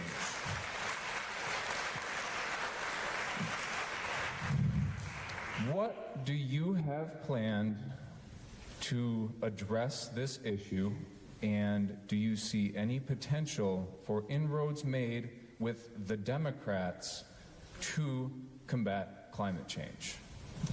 So it depends on what the Democrats are proposing. Like the Green New Deal, which I haven't read, is just a bunch of it's like a resolution with a bunch of ideas and concepts, but it's not really a plan of sorts for how you would address climate change. What I'm trying to do is trying to work on the Republican side with some of the conservatives, particularly young conservatives who care about this issue, to try to get a grasp for ways to handle this in a more free market way. And I think that there are some proposals that would help address some of that. My main concern is that if you take drastic measures, like some of the people who promote the Green New Deal have said, where you stop production in very serious ways, you actually may inhibit the advancement of technology that helps keep the earth clean. A big part of why we've been able to clean the environment relative to previous generations is because we've advanced in wealth and technology. And you don't want to go backwards in that, where you then have a situation where people are more concerned about making it through the day than they are about keeping the environment clean. Right now we have the luxury of caring about the environment. But if we lived in a country where the economy was really weak, we wouldn't have that luxury anymore. That's absolutely right, but we're not talking about polluted lakes or wetlands or anything like that here. We're talking about carbon pollution.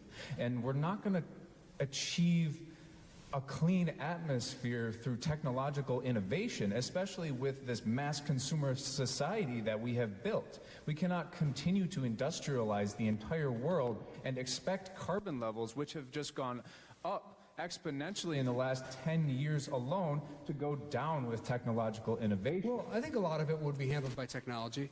You have, like, for example, cars are moving more in an electric direction. You have solar power is becoming more economical. So there are ways in which technological advancements are making things better and allowing us to have less carbon in the environment. So I think of course, you've got to look at the regulatory side. We also have to think about the free market side and how innovation helps things. So I'll look at both.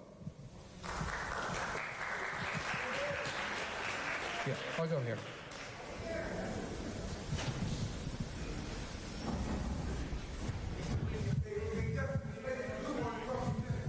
Thank you very much. I'm really glad to be here. And I appreciate very much listening to you talk about the process. That sounds like a big problem to me. I didn't realize that that was such a big problem, and I definitely want to be a voice to change that.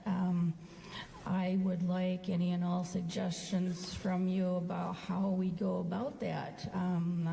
I'm heavy into Twitter, as you know. Maybe we can start a little Twitter community about addressing that. I really want to do that. But my question, I've been severely disabled with chronic pain for 29 years. I don't even remember what it's like to not have pain. Sorry about that. Thanks. I'm not really looking for, pity. I just want you to understand where I'm coming from. So right now, the opioid crisis has been a big deal. And I certainly agree we do have a problem there, but it seems like we've gone overboard, and that now pain patients like myself are really struggling because they are being looked at as if they're addicts. So we have to go through all this special rigmarole to be tested and all that sort of thing. Anything that you do when you have chronic pain is very difficult. So being asked to be jumping through more hoops is very excruciating, because just going through life is difficult. So I really want to understand from you what you believe about the opioid crisis. Is there a way to support chronic pain patients so that we're not left and neglected and abused is exactly what the deal is. Right now the government is getting involved in the exam room, and they are making decisions that should be between the doctors and the patients. And I share your concerns about that, and I've opposed some of the legislation that's come through with overwhelming bipartisan support to get the government more involved. If people have pushed to have the government more involved, and I've opposed that. I think that we are taking the wrong approach as a government, both at the federal and the state level, with the opioid situation. The more you get the government involved in it, I think the more harm you're going to do. There are a lot of people who are suffering, who need help, and doctors should make that decision. I don't think it should be left to the, some senator to decide that someone should only be able to refill their pain prescription this often or that often. Those are decisions that are better made by the medical community, not by members of Congress or our government. So I think that we should return the power to the doctors in those situations to work with the patients and make the determination. I feel for people in your situation and others, and I've had many people reach out to me about this issue who are concerned that the government is overstepping and actually harming people. And what you see time and again is government trying to promote this kind of stuff as a positive. You hear about a crisis and they say, well, we'll get involved, we know how to fix it, and actually they make the problem worse. And it's more likely that if someone can't get the proper medication from a doctor, they're going to go somewhere else. That's when they might go to the black market, try to get something that is not going to be as safe, that is not going to be monitored by someone in the medical community, and I think that is much more dangerous to people. So, yeah, and so I think that's something we need to be very concerned about. So I am concerned about that. Yes. Yeah.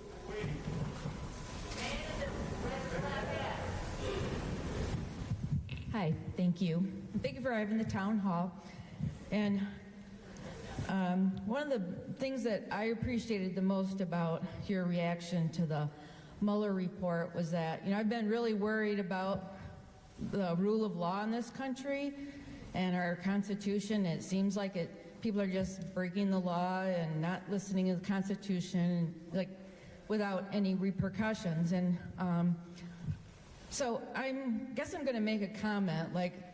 People like Bill Barr we can all see he violated the law. He didn't comply with the subpoena. And is there any way that we can press to help get I would like to see the laws enforced against people that are violating the subpoenas. Like, not just have a vote, and I know that you're Republican and this is coming from the Democrats too, but do you ever talk to Nancy Pelosi about your,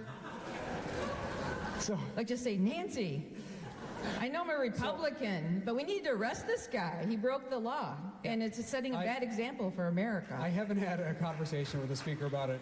Can you? Yeah, I can try, but I've tried that with the Republican speaker, and that doesn't work that well either. Well, I'm going to call her tomorrow and ask her to talk to you. So, thank you. I've tried to get her. I mean, we talked a little bit about FISA and some of the intelligence stuff. I've tried to get her to work with me on intelligence reform in the past, like trying to protect all of your data from the government. And she's always sided with the Republicans on that stuff. In fact, every time I've stood up against FISA abuse or against Section 215 abuse, metadata collection, you have a tag team of either Boehner and Pelosi or Ryan and Pelosi trying to stop it. So it's hard. I think there's some respect in which the establishments of both parties are very similar. They have constituencies that are different than like most members of Congress, frankly. Their constituencies are the lobbyists and the others who come in, and that's what they really care about. And they also think about like how to maintain power all the time, because if you're the Speaker of the House, she's thinking about the numbers all the time. How can she maintain her majority? So it's all kind of like a calculation in her mind. So I think it's very difficult to persuade someone like that of something. But I'll keep trying on that. As for whether someone is violating a subpoena, that does raise a difficult issue of maybe executive prerogative. There are some situations where the executive branch may be right to withhold something from the legislative branch if it relates to some kind of confidential internal information. There may be some executive privilege in certain circumstances. I'm not saying it is in this case necessarily, but there may be situations like that. So that always has to be balanced. Just because I, for example, agree that impeachable conduct has been committed doesn't mean that I necessarily agree with all Democrats on every procedural issue that will come up. And in fact, I'm on the Oversight Committee, and sometimes I voted with the Republicans and sometimes I voted with the Democrats, depending on my own analysis of it, but everyone else just votes with their own party. And I think that's, like I said earlier, I think that is probably the biggest problem we face. Like, I just find it really disturbing. We have all these lovely picture and soft focus of Hope Hicks. Like, is she going to violate the subpoena? Like, it's a fun choice. If I violated a subpoena, there'd be federal marshals coming in here to handcuff me and take me away. Yeah. So I think it needs to be, I think we need to really push for enforcement. I don't care whether it's a Democrat or Republican or independent. If they violate the laws of our country in plain sight, they should be held accountable. And you make a good point about, I get comments about, do I care about the FISA abuse? And of course I do. I also care about abuse of power in government. And you make a good point that what ends up happening, and one of the types of abuse I care about, besides the FISA abuse, which is also important, if there is FISA abuse, we should know about it. But other types of abuse include things like obstructing justice, preventing the rule of law from taking place. So you have to counter all of that kind of abuse. It's not just one type of abuse in government. I think the executive branch is too powerful. It does abuse power under Democrats and under Republicans, and we need to rein it in. Agreed. Thanks. And I think that's gonna. We're at 45 minutes. So.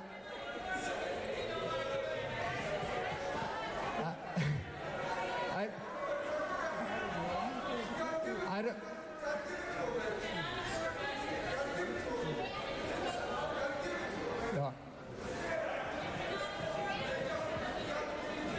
It's not that I don't want to hear what you have to say. You know. All right, you're going to have to give full disclosure to them. Yeah. Give your full disclosure.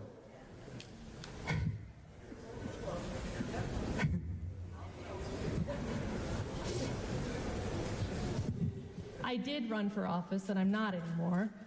We have had conversations since the very first town hall I attended. I salute you, and I like you a lot, Justin. I salute you for standing up for what you believe is right in the impeachment of Donald Trump. I appreciate that. But we've been talking about Donald Trump and you the whole time.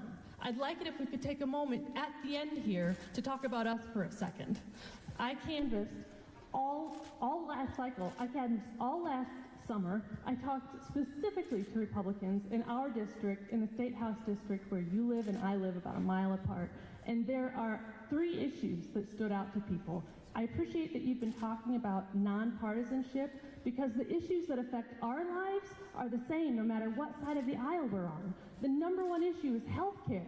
People like me who have pre-existing conditions. And I hardly get out of bed most days because the healthcare system has so degraded under this administration. Healthcare, student debt, and reasonable, fair pay and opportunity for the kids coming out of high school and college right now are dwindling. They're dwindling. You represent us. You're talking about nonpartisanship and working together and getting things done. What are you doing to address those problems that affect our lives the most? Because I haven't heard it. Yeah, I talked earlier about health care, and in fact, I spent a lot of time on the health care issue. Now, ultimately, the party did not go the way I wanted on that. The Republican Party didn't go the way I wanted. How do you want it to go? What will you do? I talked a little bit about it. You'd have more of a bifurcated system where pre-existing conditions would be covered in a different way as a benefit from the government. And we'd all be honest and open about it instead of trying to put it into the insurance system where it does actually a lot of damage to the insurance system as a whole and causes rates to go up. I think that's not good for most of the people who live in this district or who live in the country. So I worked hard on that and spent a lot of time, many, many hours on that particular issue, and I know that's an issue you care about. But ultimately, I don't get the say. I don't get to decide what comes to the House floor for a vote. Speaker Ryan decides that, and Speaker Pelosi. And we are at their mercy. Will you prioritize that issue?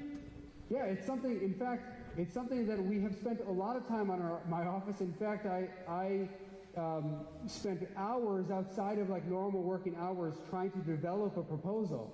I appreciate that. What ended up happening is it became clear to me nobody wanted to proceed with this. So I've obviously not spent as much time with it recently because it didn't go anywhere. Nobody wanted to proceed with anything. They sort of just let it go. Student debt, what are you doing for student debt? It's killing people. Well, I don't think that you can resolve the student debt by having the federal government make it go away. It doesn't go away magically. Part of the problem is that students are getting loans very easily now.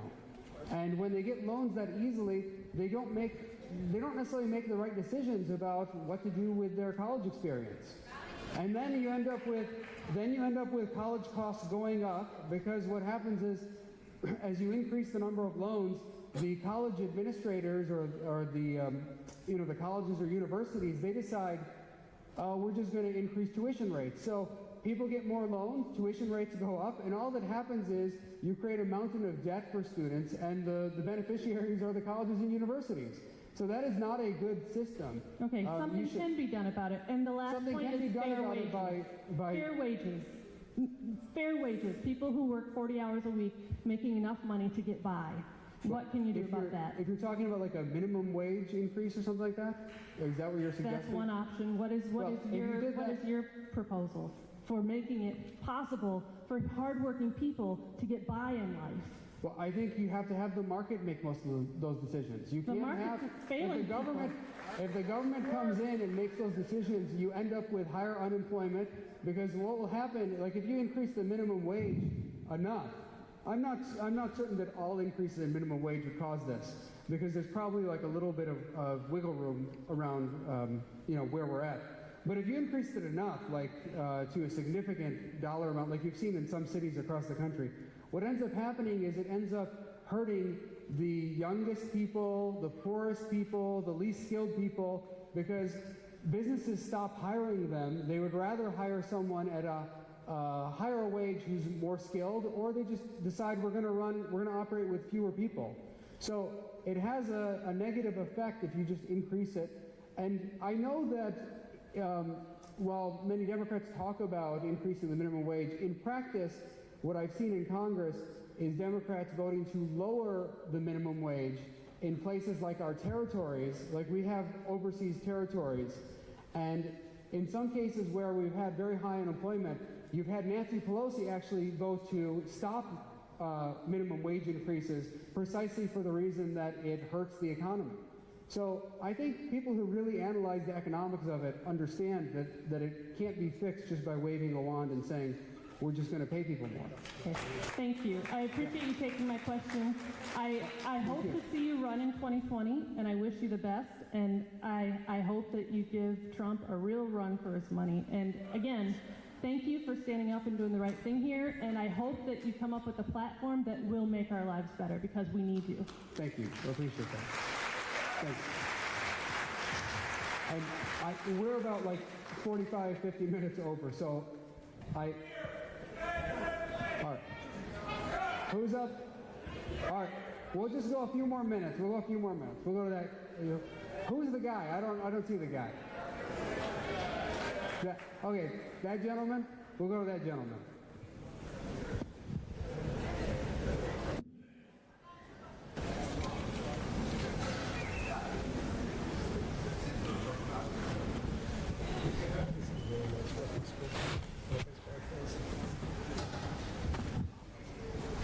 Well, my question is that it seems like the Republicans and the Democrats have just now figured out who they are. And President Trump has pretty much defined, President Trump has defined the Democrats and Republicans pretty good. And from what I'm seeing for the black community and minorities is that Trump is good for America. And I wonder why the Republicans and Democrats are fighting him so much when he's doing such a good job, and you're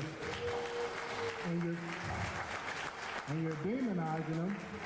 You're demonizing him on something that you know is not true. It's just bewildering to me that you can treat the President of the United States in this way, especially when he's doing such a good job for the minorities and black people. So I suspect there will be a lot of people who disagree with you on that point.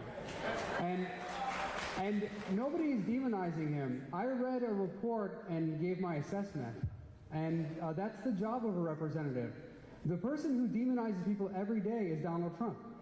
He goes on Twitter and calls people names and says the most egregious things about people. And somehow, if anyone challenges any policy position he has or says there's something in the Mueller report that we should look at, that's somehow attacking him or demonizing him. And that's totally ridiculous, of course. And everyone recognizes that. I don't think anyone thinks that is a reasonable position. He's the one demonizing people. He's the one attacking people day after day. And I don't think that's what people want in their elected officials. It's not healthy for our country. It's not healthy for our country for us to... Okay, this mic's acting weird now. It's not healthy for our country for people to have hatred toward each other, for people to be angry at each other every day. I think that the economy is doing very well, and I think the president deserves some credit for that, of course. And think about how well things are going in terms of the economy, and people are still so mad. Why is that? Why are people so angry with each other when things are going pretty well economically? And I think it's because of the tone we're setting at the top. We are not treating with each other with respect. And we need to bring that back. We need to treat each other with love and respect. And we don't have that right now. And if there's one thing I pray and hope for our country is that we'll love each other and care about each other, regardless of our backgrounds and differences. Because this kind of division is dangerous and it destroys liberty. I'm a big believer in liberty and the Constitution. I think nobody cares about liberty in Congress more than I do. And in Congress. I don't know you personally, but I'll take your word for it that you care a lot about liberty. So in Congress, nobody cares about it more than I do. One thing you see around the world is liberty cannot survive in a system where people hate each other and where there's no virtue. You can't have a system like that. And our founders and framers talked about that. You have to have people who care about virtue, and you have to have love. If you hate each other, if you disparage each other, what happens is other systems prevail. If you care about capitalism, for example, which system is more likely to have capitalism? A system where people care about each other, or a system where people hate each other? Definitely where they care about each other and love each other.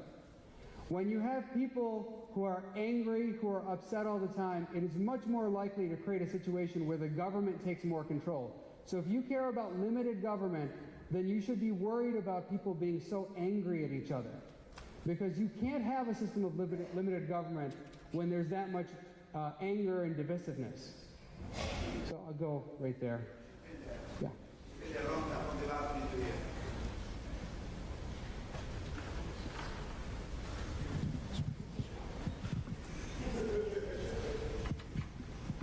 So I'm pretty sure I'm the only Republican from Calhoun County that's here. One of the big questions that always comes up with a lot of the people out there is, what has Justin done? I already know that if you try to introduce a bill, it's probably going to get buried in committee. So, I mean, I already kind of understand that. But can you explain what you've done since you've been in Congress so we can kind of prove to them that you've actually done stuff? It'd be great. Thanks. And you're awesome. Still love you. Thank you. So, as I've mentioned, every member of Congress has to focus on certain areas. You're not going to do everything, of course, in Congress. So I've spent a lot of time on civil liberties issues, particularly, like I talked about, FISA reform and Section 215, which is the metadata collection. I've fought to protect your rights, and I've been the one to introduce the bills and take the debates to the House floor. Now, we've had a lot of those contests, and yes, we've come out on the bottom. We haven't won those because you have Republican and Democratic leaders who work together to try to stop us from succeeding.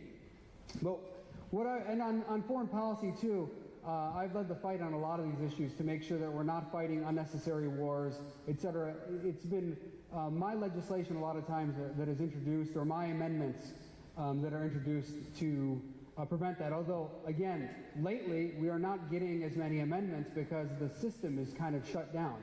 So what I would say to people is, I think that it's a false premise to assume that because a member of Congress passed a particular piece of legislation or is getting their amendments on the floor, that member of Congress is accomplishing a lot. In fact, the way the system works is, again, sort of like like a patronage. Like, if you suck up to leadership and do their bidding, they will give you bills.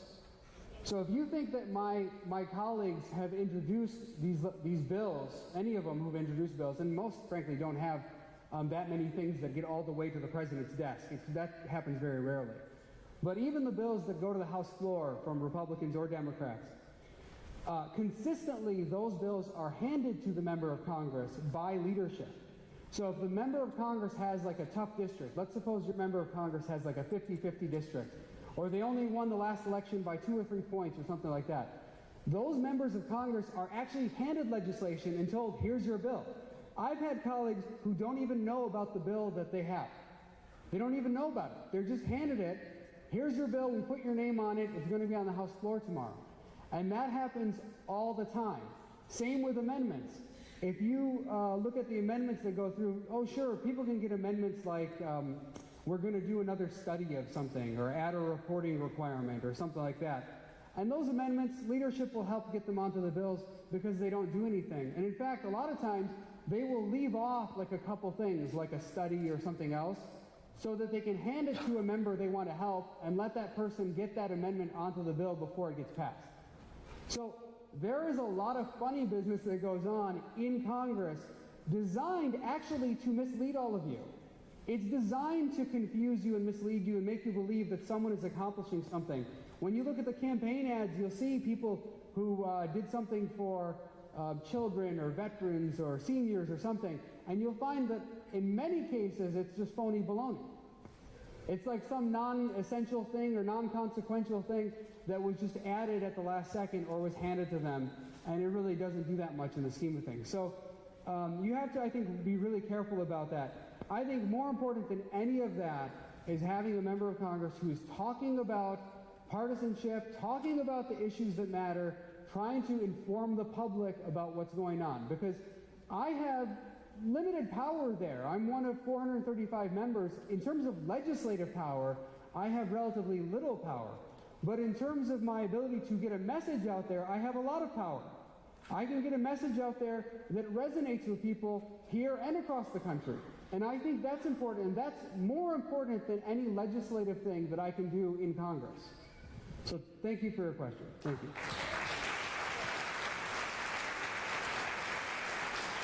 Okay, we'll go to this gentleman.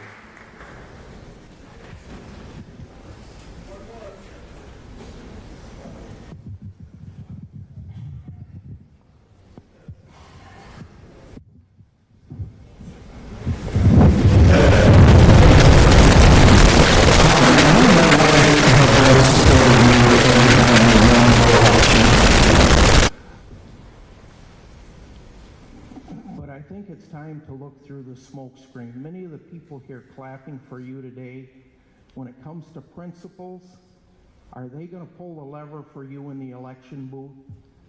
I don't think so. I think they're blowing smoke. They're filling the room with smoke. Mr. Amash, you got to face reality. And going back to the gal that said our president lied, Mr. Clinton said I did not have sex with that woman. He taught my kids about oral sex. Mr. Obama said, if you like your doctor, you get to keep him. Eric Holder ignored subpoenas. Okay? These are common things, Democrat or Republican. Why is it all of a sudden now coming to a head because of all the Trump haters that are in this room supporting you tonight but aren't going to be in the voting booth? Maybe pass a hat and get some money from them. You're going to need it. So, thanks for taking my question. Yeah, no problem. So thank you. That is a very good question. And as I've said, I represent the entire district. So it doesn't matter to me whether a person voted for me or didn't vote for me, or donated to me or didn't donate to me. I think I've been pretty clear about that. That's not going to change my principles and who I am. So some of the people you mentioned, like Holder, I called on him to resign. I mean, you could go through a list of Democrats who I've called on to resign or have criticized multiple times, including Barack Obama and Hillary Clinton. I mean, if anyone's criticized Hillary Clinton, I encourage you to look at the criticism I've had of her. I was no fan of Hillary Clinton. So I have been critical of all those people because I do think that we get a certain type of person in politics, especially at the top levels, running for these offices, and a lot of them are not doing the right thing. And I've been critical whether they're in the Republican Party or the Democratic Party. And what I would say is, I don't think we should make our determinations about our own side based on whether the other side is hypocritical. I agree with you that many of the people, I can't speak for this room, but many of the people cheering me on will not vote for me, aren't going to support my campaign. I don't care. It doesn't matter to me though. This is what it means to be like a bigger person. Like, it doesn't matter to me that some people won't support me or that they're hypocritical. You have to do the right thing regardless. So I hear people all the time. My colleagues tell me all the time. In fact, you wouldn't believe how many phone conversations I had or conversations in person with colleagues. Justin, by the way, a lot of them think I'm right about the Mueller report, and they just won't say it. There are a lot of the Republicans. And what they'll say to me is, Justin, going out publicly with that, the Democrats will never support you. You know that they're hypocrites on this stuff. And I say, some of them are, some of them aren't, but it doesn't matter to me. Because you have to look at what you're doing first. You have to care about what you're doing. And if you have a society where all we care about is that the other side is bad, and therefore we don't have to do the right thing, that society will break down, and you will have no liberty. For those of you who care about liberty, who care about our Constitution, I assure you, the surest way to make our Constitution a dead letter is to have a society where we all hate each other and we don't care about what the other side is doing, whether they're doing right or wrong. We're just going to hate them and disagree with them. That's the surest way to destroy our Constitution. And I refuse to be a part of that. I will always stand up for liberty, stand up for our Constitution.